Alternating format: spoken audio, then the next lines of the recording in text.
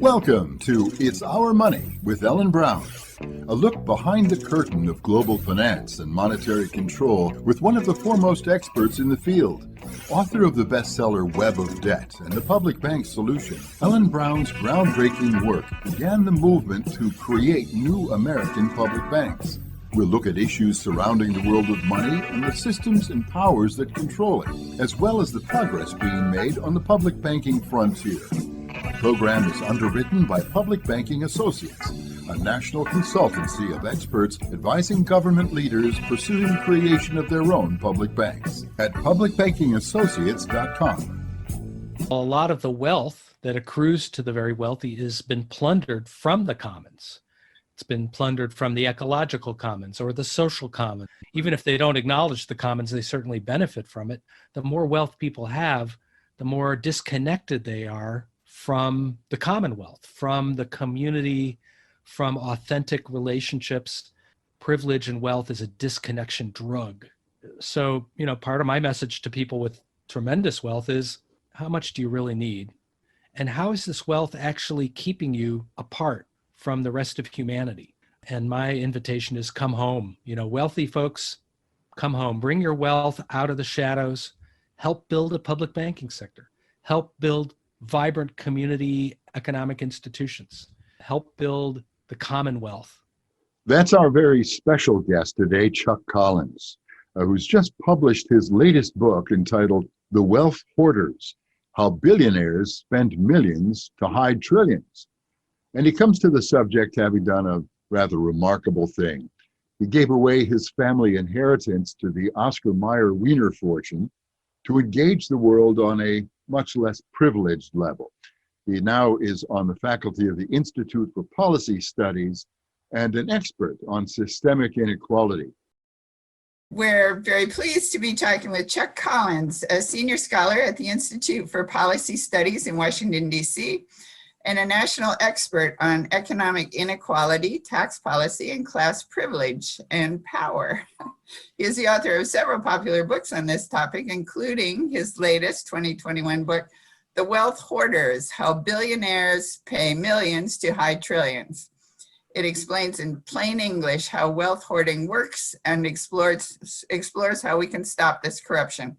Previous books include one called Born on Third Base. And that is what is particularly unique about you, Chuck. The fact that you were an heir to the Oscar Mayer Wiener fortune and gave it up to charity. So I think that's a good place to start with your personal story, which is quite interesting. So what motivated you to give it up? But first, welcome, and it's great to be talking to you. Thank you, and thanks to both of you for the work you've been doing to build the public banking sector in the United States. Yeah, I have the advantage of being born on third base, winning the lottery at birth. And the way that connects to this book is that it gave me an insight into the role of the trusted financial advisors that surround many wealthy families, and the role that they play in sort of making the growth of wealth and the transmission of wealth to the next generation possible. I think at an early age, I was sort of turned off to this idea like, oh, we're just going to have these inherited wealth dynasties. Wealthy families will not just be wealthy for 2 generations, they'll be wealthy forever. And that was sort of, kind of offended my sense of what was going to be good for both for me individually and for society. So that this whole wealth defense industry is what I started to see at a very early age as a kind of corrosive force in our society. Well, that makes you a saint in my book. I mean, very few people, I think, would give up that sort of fortune.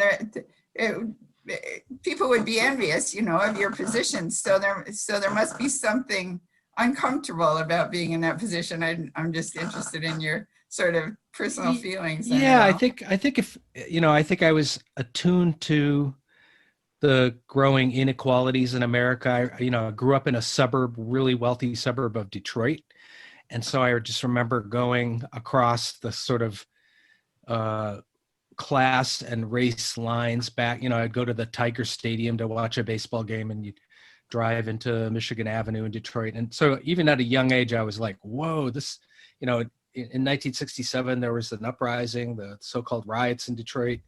All those were things that sort of formed me and made me feel like the problem is too much inequality.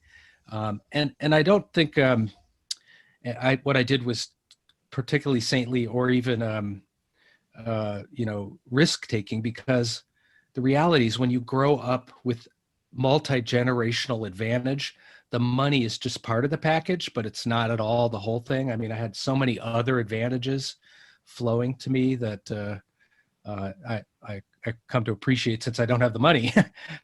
Still sort of benefiting from that system, if you will. Early on in your book, you illustrate the conversations you've had with some of the old blue blood wealth, and how they told you just never spend the principal to keep things going. And so as I think it was F. Scott Fitzgerald said, the rich aren't like us. There's a mindset there, and part of it I think involves never having, or that there's never enough money. There are people who can be content with a certain amount of money, and then there are some that it's just never enough. Isn't that a factor in why this perpetuates that way, or how would you characterize it? Yeah, I think what I've noticed, and this is more in recent years, is, people say, well, why is it that people who have every possible need that they can imagine met through their wealth still focus on getting more? And I think part of it is some people for whom that's their way they keep score and measure their self-worth. For some people, it's that they may have some real deep insecurity that they'll never be enough. Now that sounds ridiculous, but if you think about it, in the United States, we really don't have a very decent social safety net. People do worry about becoming, even when you're wealthy, people worry about becoming destitute through illness, job loss, divorce, and that their circumstances could change. So there's maybe this tiny little rational element to holding on tightly, even though, again, as I would say, the worst thing that's going to happen for some of these people is they're going to be middle class in America. But for them, that would be, a tragic loss. But yeah, there's some, and then maybe there's something about immortality, like we all die, we all, you can't take it with you. But the idea that you could accumulate wealth and create some sort of legacy and, build the Ellen Brown Monument and the wing of the art museum or whatever, that you will live on forever in the hearts and minds of people. Well, so there's a little bit of that going on. So I don't mean to be overly pop psychology here, but I think there's a sort of underlying insecurity there that keeps people from being able to say, oh, I have enough. I was interested in one story. You were talking about a woman named Dee who had introduced you to the family office concept, where wealthy people hide their wealth with a battery of accountants and lawyers, etc. But anyway, you had mentioned something about, they would put it in charitable trust, but they don't advertise it. And you said, well, so how do people find you, that need the charity? And she said, well, it's not a question of you call us, we'll call you. In other words, they are choosing where they put their money. And I know there's this thing called the Giving Pledge, where billionaires, like I think it was founded by Jeff Gates, are supposed to put half their wealth into charities, but they don't put them in. It's not like giving it away to food banks and places that go directly to people who desperately need it. They give it to their own trusts, which they are CEOs of. These are they can be profit generating trusts. And basically they're donating to things that help their own investments or their own powers, whatever it is they want to dominate. And we know they dominate politics, and, they have huge influence over the media and et cetera, politics. So you have talked about that whole industry in your book. And of course, what we're particularly interested in are the remedies, how do we break this? But first, do you want to explain a little bit about this this business Yeah, that yeah. most people don't know about. I mean, in the case of D and people who have family offices, they have private family trusts that are, sort of holding wealth, and the wealth sort of belongs to the beneficiaries that stay in the family. But then there's also these charitable foundations and donor advised funds, and in this case, this is an interesting part of this, which is wealthy people do give money to charity, and they get a very generous tax break. In fact, the wealthier you are, the bigger the tax break you receive. For every dollar a billionaire gives to charity, we estimate some 74 cents of every dollar is lost tax revenue, meaning you and me, the rest of taxpayers, are kind of chipping in for that. So in that case, it isn't their money anymore technically. They've given it away, and it can only go eventually to a qualified charity. But the problem is it gets warehoused in these private family foundations that nobody knows about because they're not advertised. There's no, they're not listed anywhere. You don't know where to find them. As Dee said, we'll call you, don't call us. Or they're in donor advised funds, which are another intermediary, where once you've put the money in and taken your tax break, there's no timeline or obligation that you give that money to a qualified charity. So we're seeing wealthy families building up these, it's another form of their dynastic wealth. In this case, it's their charitable giving, and there's a very minimal requirement. If you have a family foundation, you have to give away 5% a year. But otherwise, it becomes an extension of their power and influence.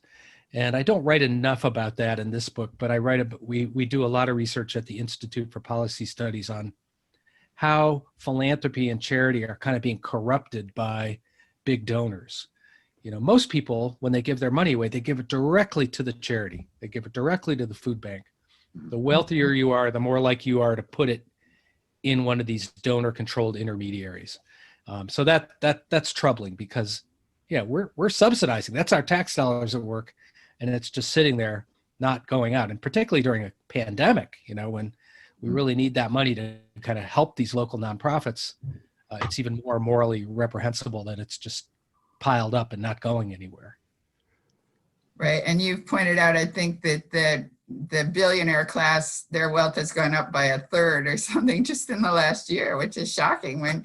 Whereas most people are really struggling. So the wealth divide is just getting worse and worse.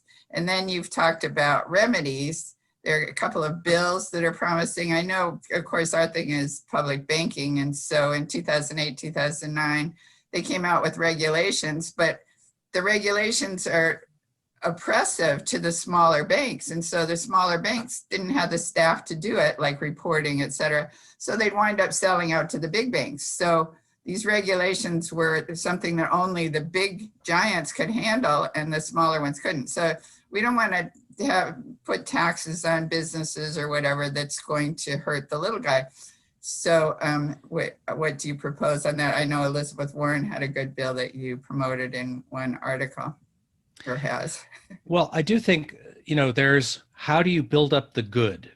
And that's where I feel like the public banking work is like, how do you build up a more democratically accountable finance system to meet our credit needs? And I feel like that's where your work and the work of the public banking movement is a piece of the solution. And then there's what I would call shutting down the bad. And the one thing I point out is this whole system of illicit finance and sequestered wealth and wealth hiding, it's not like a sideshow in the financial system. It's the main stage. That this system that we're talking about has just metastasized, mushroomed over particularly the last 15 years. So what are some of the solutions? First, I think it's important to understand that there is this wealth defense industry, professional. Yeah, I should have let you go into that more. If you would, that would be great. And then maybe we do that, and then we could talk about remedies, because great. And what some social scientists call a wealth defense industry. So these are the tax attorneys, the accountants, the wealth managers, the family offices that are working. As I say, they're paid millions to hide trillions. They're working for the richest people on the planet to make it appear on paper that they don't have as much money as they really do. And so they use offshore tax havens, they use trusts, they use shell companies, they use kind of a whole shell game of tools, often all the same tools, to hide that money. So that's important to understand, that there's a professional industry, people who get up every morning, who go to work to defend the wealth of the very wealthy. So I think that is part of this importance of our discussion. Is they're a class, they're an interest group, and they will say, hey, look, we're just helping obey the law. We're just obeying the law. But what I try to point out is they write the laws, they write the rules, and they create these tax loopholes to skirt the law. And they also lobby to keep oversight away. And so actually one of the first really important solutions is enforcement. The IRS, which, most of us, nobody's excited about, yay, the IRS, but actually the IRS has a really important role here. They need to oversee how rich people are avoiding taxes and be able to have the ability to understand these complex tax dodges and go in and say, no, you can't do that. That's not allowed. Shut it down. You need to pay your fair share of taxes. The commissioner of the IRS last week said there's $1 trillion tax gap, meaning if they were properly enforcing the law, they would be bringing in $1 trillion, most of it from this richest 1/10 of 1%. So that's just one important fix that we need to take on right now.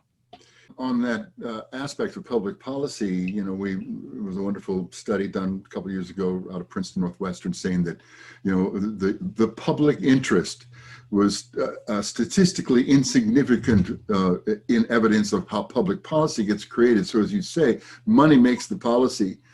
And of course, it has such enormous power.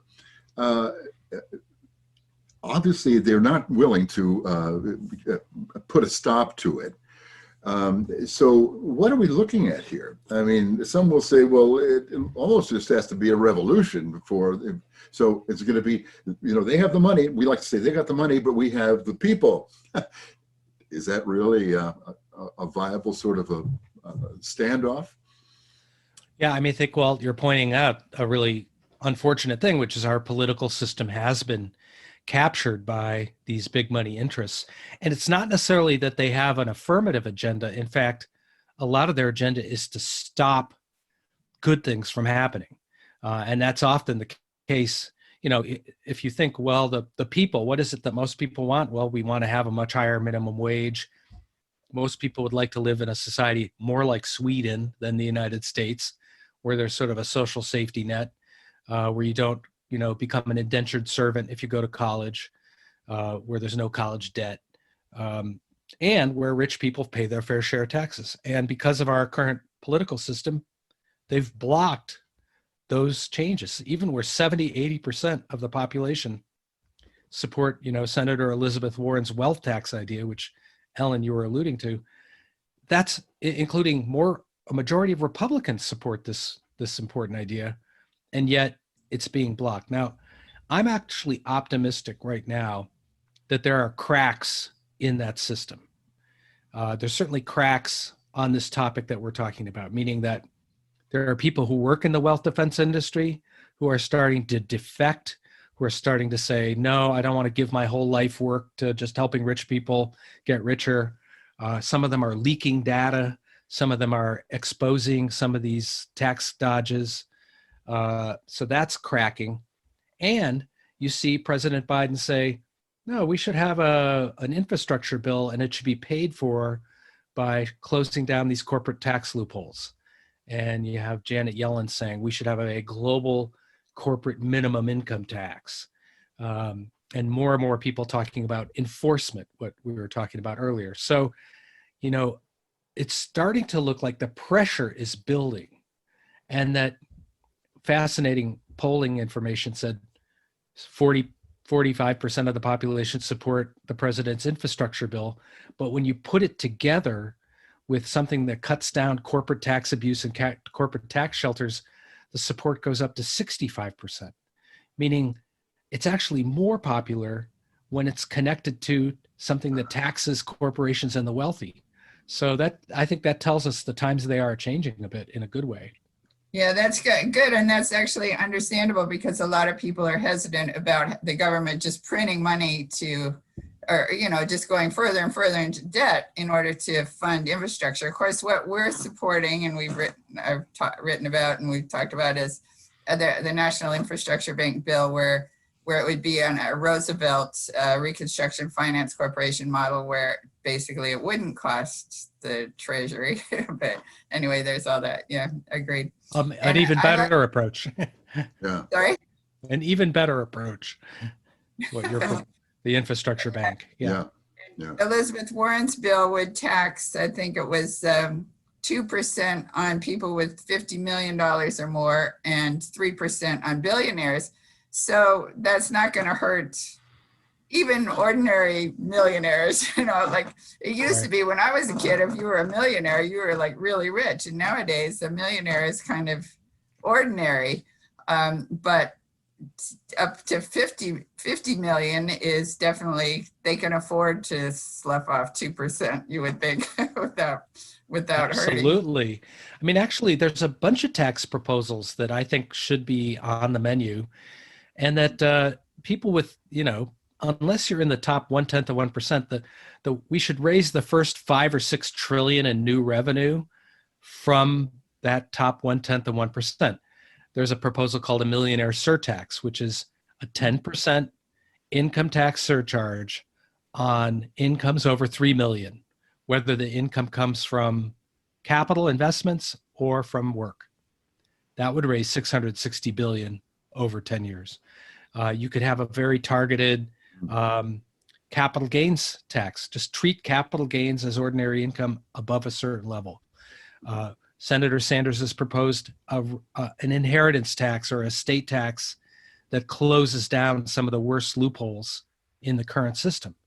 And then Senator Warren's wealth tax, which would raise 3 trillion over 10 years from, as you point out, Ellen, people with 50 million or more. So anybody listening to this program with less than 50 million in wealth will not pay that tax. And I think that's important to be able to say that. Yeah. Because people know these folks have done very, very well, not just during the pandemic, over the last 30 years. And even 2 or 3% is not much. I mean, what about back in the Beatles' day when they were complaining about 5% for me, 95% for you, or whatever it was? That's right. I mean, we had serious wealth taxes after World War II, and it served the country. I mean, the country did well. That was the age of the middle class when we really did have a more level playing field. And you could, with the single one, the father could go to work and the mother could stay home and raise the 4 kids, and you could pay for the house and put the kids through college. And, that was doable for nearly everyone with some racial issues. That was the formula. Under the socialist presidency of Dwight Eisenhower, we taxed income and wealth at very high levels, and it was invested in public investments and infrastructure and first-time homebuyer loans and the GI Bill. And as you say, Ellen, it excluded Black and brown people, either by law or by practice. So it wasn't ideal. It wasn't the ideal program we want to replicate.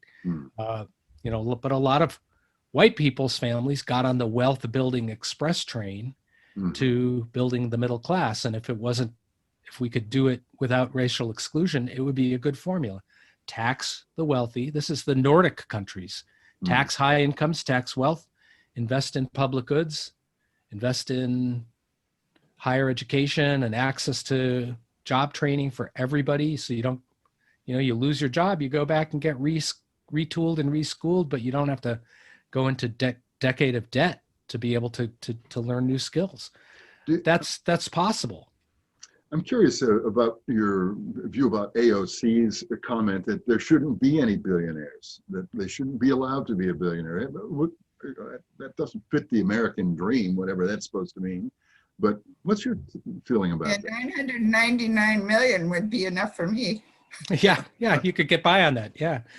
I think, I have to say when I hear that, when people say, there shouldn't be any billionaires, there's a little exterminist whiff to that Yeah. I think here's how I would phrase it. Having billionaires is not an indicator of social health. It is not something we should aspire toward. And the fact that in 1983, there were 15 billionaires, and as of last week, there were 719. That is a system breakdown. Means that too much of society's rewards are going to too few hands. Yeah. And so we should work to create a society where there are fewer billionaires and more thousandaires and more 10,000aires and more 100,000aires. And that's I think what we want. And so it's not like you're going to, hang all the billionaires in a guillotine, or, some people might want to do that. I personally think that isn't the solution. The solution is fix the rules of the economy so we grow together, not pull apart. Yeah, another solution you talk about is transparency. And it does seem to me the more you expose these tax dodges and what's really going on, really shine a light on it, people become more and more outraged, and then they're more willing to insist on whatever, a more fair tax schedule or what.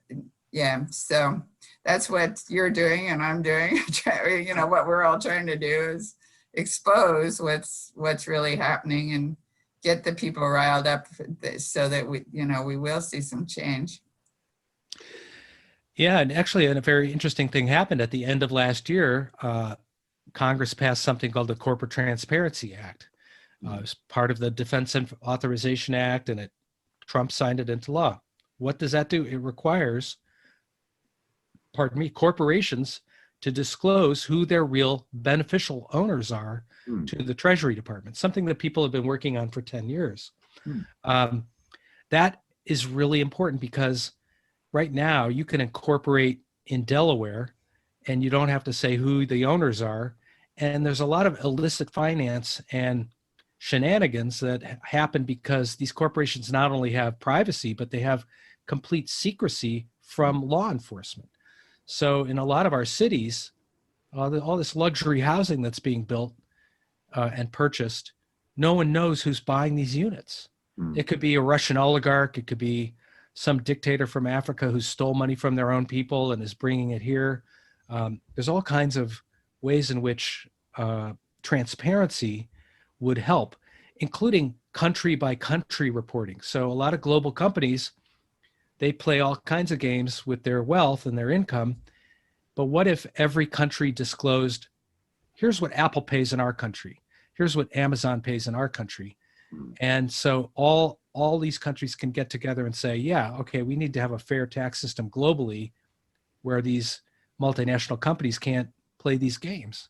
So transparency will build outrage. I mean, we already know, 55 giant US companies paid no taxes. Profitable companies last year paid zero taxes. And part of that is that they get to play games internationally. So transparency is really important. You said that the U.S. is a destination for laundering money. Tell us a little bit how that materializes. Yeah, I think that, due to great reporting like the Panama Papers and the Paradise Papers, we kind of think of illicit money as something that happens offshore. It's out there in the Cayman Islands or British Virgin Islands or Panama or something like that. What's happened in the last 15 years is actually starting under President Obama, the U.S. started to crack down on U.S. citizens putting their money in Swiss bank accounts. The old Swiss bank account strategy is over because we have a treaty with Switzerland now that says they have to report on the deposits of U.S. citizens. So we've started to crack down, and the European countries have gone much further now in requiring that kind of transparency. But now the U.S. is the laggard. we're the weak link now because we don't have that transparency system. We don't share information with other countries. And so, yeah, if you're trying to hide money from around the world, you bring it here to the United States. And that's what we're seeing. We're seeing this huge inflow of, you could call it illicit finance or kleptocratic capital is coming to the US. They're not able to put it in our public banks though. So they can only go to the banks where they can, open an anonymous account. On that, the private banks around the world are really just the mechanics for this money to be. But can you say some more about how banks contribute to that kleptocratic functioning? Yeah, again, about 10 years ago, there were all these examples of banks that were allowing illicit funds. And now there's now, if you're in the United States, you have to do this know your customer disclosure. You have to say that, you know who the depositor is. You have to, they can't just be anybody. They can't, I call it the library card level of disclosure. If you were going to your local public library, and you say, well, hi, Walt goes into the library and he said, I'd like to get a library card. Well, what's your name? Oh, I don't want to give you my name. Oh, well, where do you live? Well, I'm not going to give you my address. I'm sorry, Walt, you're not going to be able to borrow books here because you have to tell us these two really important pieces of information. Well, so what we're asking for is the library card level of disclosure for corporations. And if you change the owner of your limited liability company, you have to disclose that.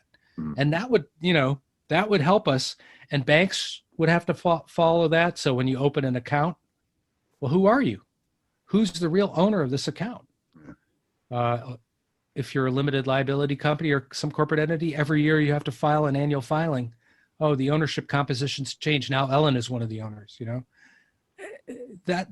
So banks are starting to be, there's more scrutiny of bank accounts. There still are countries that are not part of the community of nations when it comes to transparency, and they still are the weak links, like the Bermuda is a weak link in that. And so you see, if you're trying to hide something, you'll take your accounts to one of these countries that has weak reporting requirements.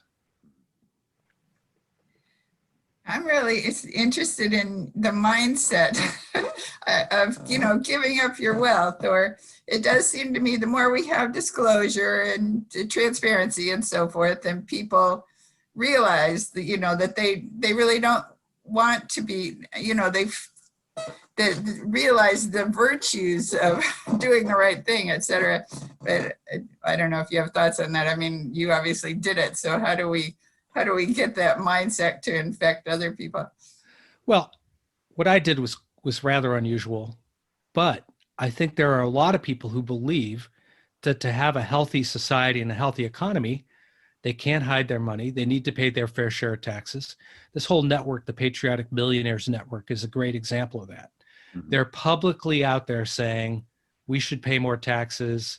It's not good for society. It's not good for them. And I talked to, there's a whole generation of sort of younger, wealthier people. They're entrepreneurs or they're inheritors of wealth. And they say, why? I go to the advisors and they tell them the same thing they told me. Don't touch the principal. Don't touch the asset. Keep building the nest egg. Pass it on to your children and grandchildren. If you give some of it away, keep it in a family foundation. Their whole orientation is preservation, accumulation. And it's funny, I just met these two wealth advisors who are from England, and they're saying, we're creating a new wealth advisory firm to help people diminish their wealth in a responsible, meaningful way. Meaning that they say, look, Ellen, you have 50 million. We'll help you get it down to 10 million over the next couple of years. We'll help you figure out how to do social investing, high impact social investing and philanthropy and paying your fair share of taxes. And it's like, it turns on its head, the whole industry's bias toward protecting and growing and sequestering. So I consider that a positive sign that there's a market for people who are going to help the rich wind it down, so that make sure that their children have to go back to work someday. But Jeff Yeah, and Bezos, of course, as you point out, we can't, you can't take it with you. And so this sense of, well, I'll leave it to my kids, but as you point out, your kids might not be all that moral either. They might be ne'er-do-wells. And so it seems to me what you really want to leave, if you're going to leave something, is something that you build that actually contributes to society. I mean, like for me, of course, it's writing, and for you, you've got books out there. So, but there, other arts or whatever, something, whatever, something that serves the people that will last a while is more lasting than your own family, which may not carry on the traditions that you actually want. I think that's a great point. It's to ask the question, what's your legacy? Do you want your legacy to be that you've passed the money down a narrow bloodline? Or do you want your legacy to be that we reduced poverty, we reduced inequality, we increased public health and access to health care for all children? The ultimate legacy is not your own children, but all children, right? You want the lives of all children to be improved.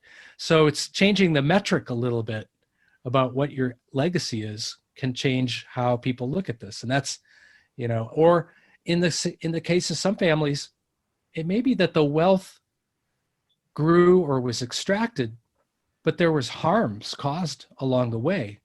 Maybe the wealth should be returned to heal the harms.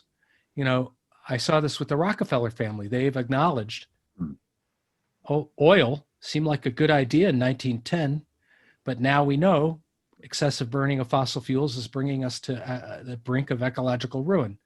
So they have repositioned all the philanthropic work within some of the Rockefeller funds to offset and invest in a clean energy future. To me, that there's something poetic about saying, wow, we're going to use this wealth to heal society from the harms caused by the extraction of the wealth. And that's kind of what I've been trying to push the people I know who are in that fortunate situation to think about fixing the future, not just making it worse. You had spoken of people who are coming into their careers, and you're presumably still uninvited invitation for speaking at the Harvard Business School. That your recommendation there is that they not work for the billionaires. Kind of an axiomatic mandate. Just don't do that. Speak to us about that a little bit, because I think what we're talking about here is off of legacy is, what do our lives matter? What are our relationships really about? What should our work be? Yeah.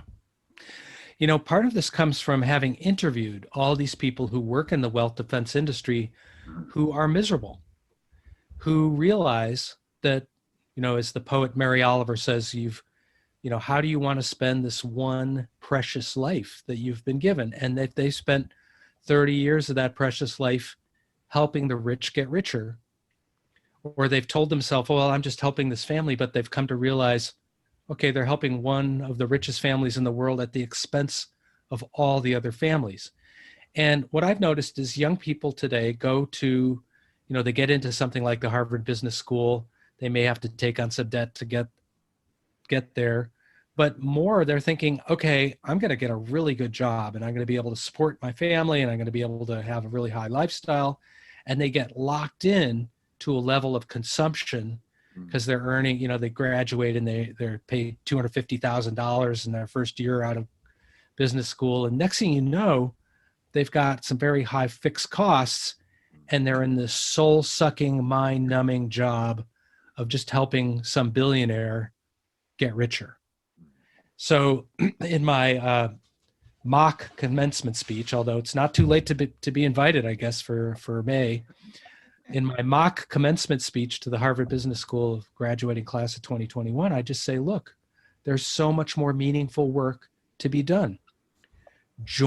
Bring your talents and help start a public banking institution in your community. Work for a public bank. Work for the new, public infrastructure bank. Work for a local housing authority. work to help the worker owners of a company buy out, the Chobani yogurt and own it as a worker-owned business. Like there's so much other meaningful, needed work with people with those kind of skills and talents. Don't work for the billionaires. Don't work for this wealth defense industry. Don't even work for their foundations to legitimate their wealth. And that's really the message, because when you're younger, you have more choices and you haven't locked yourself into a certain standard of living, and you can make it. And don't be like, well, I'm going to do this work for the billionaires for 10 years and then I'm going to make a lot of money and then I'll go off and do something good. It's like, no, we don't have 10 years. We need you now. We need your skills now. Yeah. So I think that was kind of my message to younger people who, and also to remind them that there are a lot of really unhappy people working in that sector. And when I talk to them, they say, I wish I'd done something different with my life. And you would never wish that on anyone, that they look back over their life and say, I really wish I'd done something different.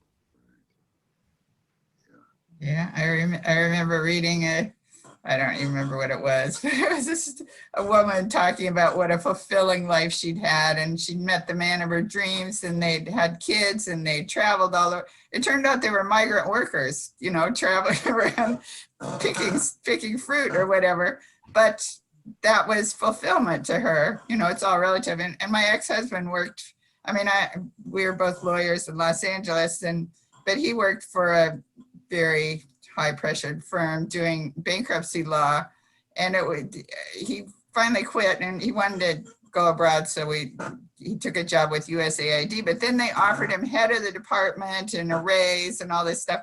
So he came back and he lasted a week, and he literally got sick, like he threw up because he just couldn't. Wow. This is corporate bankruptcy, where you're basically getting rid of the workers' rights, whatever. So, there's just that, you just can't do it. No matter how much money they're going to pay you, it's just not satisfying. That's sort of a common sense response or result, but we have the common sense of our commons, our sense of the commons is so changed in our culture. We have such a strong independent a sense of independence, as if we live alone or could live alone. So you speak about the commons and invigorating them and investing in them. Tell us, well, do the wealthy just not care so much about that? Because they have such an isolated bubble existence that they don't they don't revere the commons or even recognize that they need their attention. That's a great question. First of all, a lot of the wealth that accrues to the very wealthy has been plundered from the commons. It's been plundered from the ecological commons or the social commons, or because they've been able to set up a toll booth on the new technological commons or something like that. So even if they don't acknowledge the commons, they certainly benefit from it. And, I think that, and then I think sort of on a deeper level, I think when people have a lot of wealth, and I write more about this in the book Board on Third Base, which is more about advantage. The more wealth people have, the more disconnected they are from the commonwealth, from the community, from authentic relationships. Privilege and wealth is a disconnection drug. Keeps people apart, keeps people from being in vulnerable reciprocal relationships. And so, part of my message to people with tremendous wealth is, look, really, how much do you really need? And how is this wealth actually keeping you apart from the rest of humanity? And my invitation is come home. Wealthy folks, come home. Bring your wealth out of the shadows. Help build a public banking sector. Help build vibrant community economic institutions. Help build the commonwealth, not just individual mountains of wealth. And that you will benefit from living in that society. The antidote to the disconnection drug is connection. And that is our human, and sometimes that's inconvenient or you don't get what you want because you're living in a democratic society where your needs are weighed and measured with others. Yeah. That's part of the human experience. Yeah. I think Mel and I were both delighted to know of your interest in public banking and working with our colleagues in Boston and elsewhere. How do you see public banking fitting into the ecosphere of finance and the future of the commons, of our common interests? Yeah, I think of it as, what is the vision of a healthy financial sector in a democratic society without grotesque inequality? What are the institutions? What does credit and banking look like? How do we recognize that, so much of the wealth is commonwealth and it belongs to the community and belongs to the society, and it is our tax dollars and our investments. And, instead of turning that over to a predatory private banking sector, how do we hold that in healthier institutions? So I would come back to saying there's, one of the challenges is how do you build up the good? How do you build up the vision of what kind of society we want while stopping the bad, stopping the predatory looting and the destructive parts of the society? And I think we're talking about both sides of that.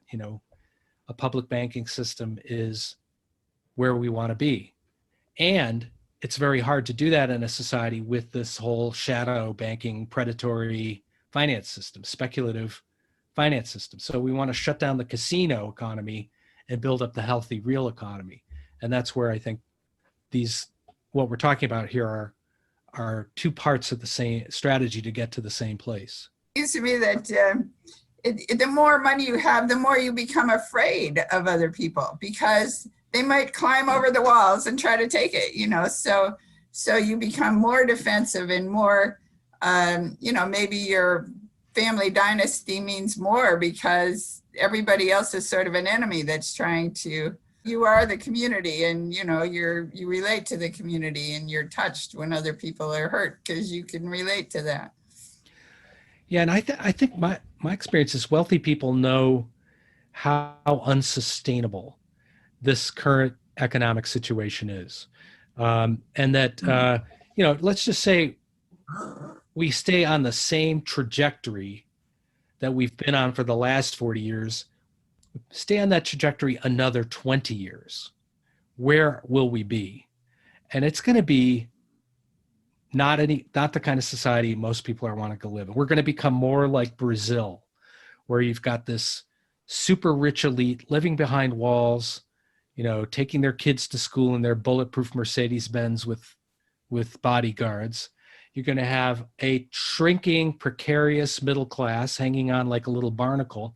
And you're going to have this growing, precarious and angry and dispossessed population. And that's where we're heading. If we don't intervene and figure out how to turn and reverse these inequalities, that's where we're going. And Thomas Piketty, the French economist, says, that will become a hereditary aristocracy of power and wealth, where the rich, the sons and daughters of the billionaires, the Bezos children and the Gates children and the next generation of Waltons will dominate our economy, politics, culture, and philanthropy. There will be the big private foundations that will extend the influence of these rich families. That's where we're heading. So, part of it is to come back to this, well, what is it? Where do we, that's not good for anybody. I would argue that's not the kind of society rich people are going to want to live in. And some of them will still try. You hear about these rich people buying, landing strips in New Zealand and with farms and mountain castles, or they're putting in electric, fortifications. Like, good luck to you, because that's illusory. Yeah. We are one planet. We are webbed together. Your children aren't going to want to go for that. Your grandchildren will rebel. That's not sustainable.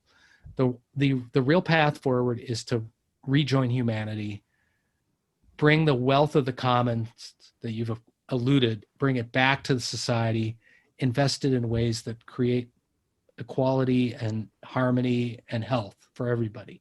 That is actually in the deepest self-interest of the wealthiest people in the world. Mhm. That's a beautiful way to wrap this part of our discussion for sure. Ellen, do you have anything else you want to ask Chuck? No, I can't rap better than that. Yeah. That's Chuck Collins. His new book is The Wealth Hoarders: How Billionaires Spend Millions to Hide Trillions.